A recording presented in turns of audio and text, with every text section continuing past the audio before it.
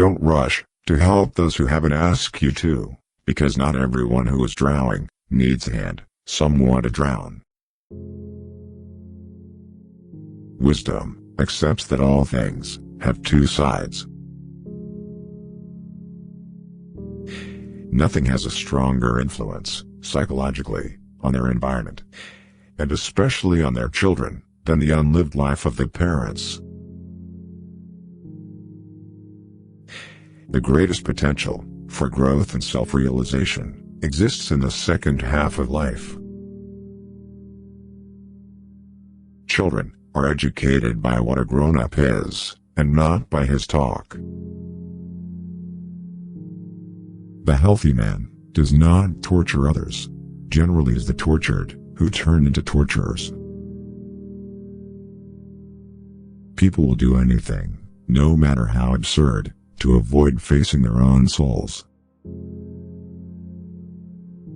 No tree, it is said, can grow to heaven unless its roots reach down to hell. The foundation of all mental illness is the unwillingness to experience legitimate suffering. One does not become enlightened by imagining figures of light, but by making the darkness conscious. Everyone you meet knows something you don't know, but need to know. Learn from them. The least of things with a meaning is worth more in life than the greatest of things without it. A dream that is not understood remains a mere occurrence.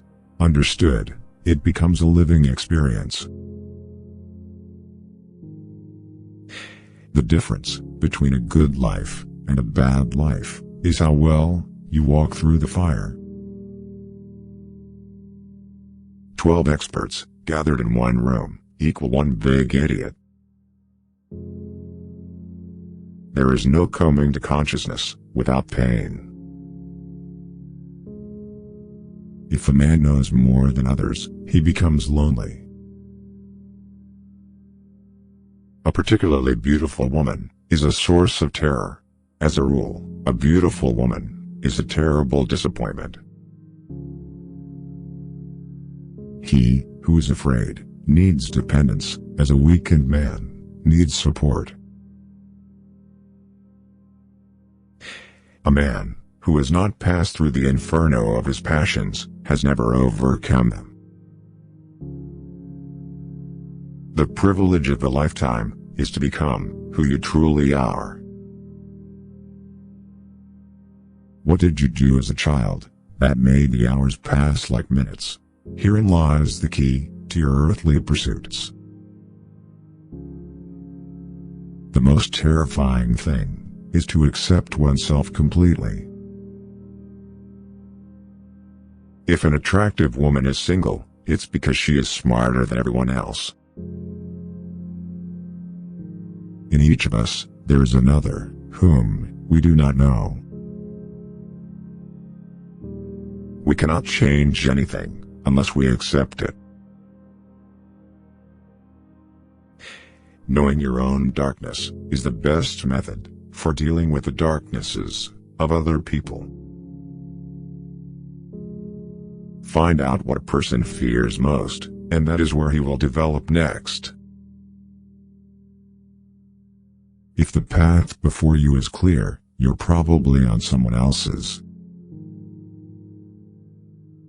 The first half of life is devoted to forming a healthy ego. The second half is going inward and letting go of it. The shoe that fits one person pinches another. There is no recipe for a living that suits all cases. If you are a gifted person, it doesn't mean you can give something away. Don't hold on to someone who's leaving, otherwise, you won't meet the one who's coming. The meeting of two personalities is like the contact of two chemical substances. If there is any reaction, both are transformed. Often, the hands will solve a mystery that the intellect has struggled with in vain. Shrinking away from death is something unhealthy and abnormal, which robs the second half of life of its purpose. It all depends on how we look at things, and not how they are in themselves. Shame is a soul-eating emotion. Talking is often a torment for me, and I need many days of silence to recover from the futility of words. Everything that irritates us about others can lead us to a better understanding of ourselves. Who looks outside, dreams. Who looks inside, awakes. The debt we owe to the play of imagination is incalculable. Knowledge rests not upon truth alone, but upon error also. Great talents are the most lovely, and often the most dangerous fruits, on the tree of humanity. They hang upon the most slender twigs, that are easily snapped off. An understanding heart is everything in a teacher, and cannot be esteemed highly enough.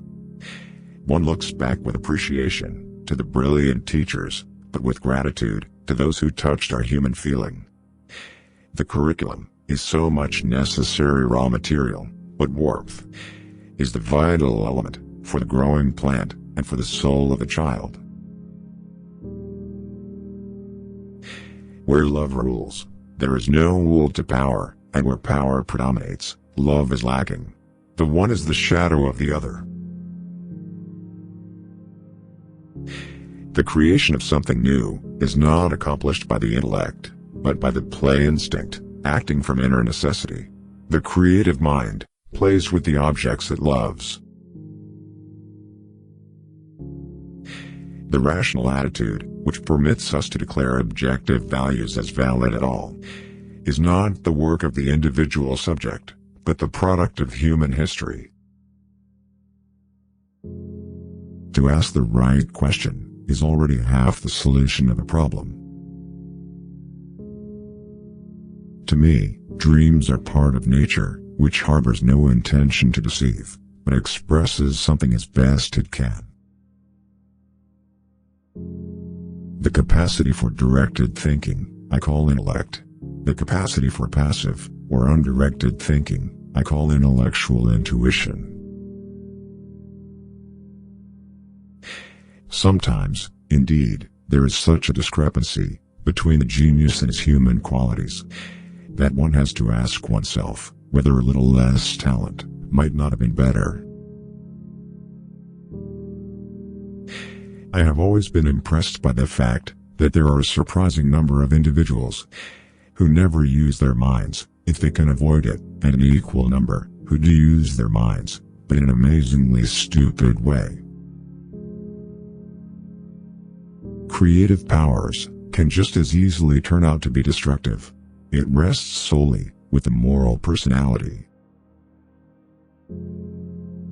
That which compels us to create a substitute for ourselves is not the external lack of objects, but our incapacity to lovingly include a thing outside of ourselves. A special ability means a heavy expenditure of energy in a particular direction, with a consequent drain from some other side of life. We should not pretend to understand the world only by the intellect. We apprehend it just as much by feeling. Therefore, the judgment of the intellect is at best only the half of truth, and must, if it be honest, also come to an understanding of its inadequacy. I regret many follies which sprang from my obstinacy, but without that trait, I would not have reached my goal.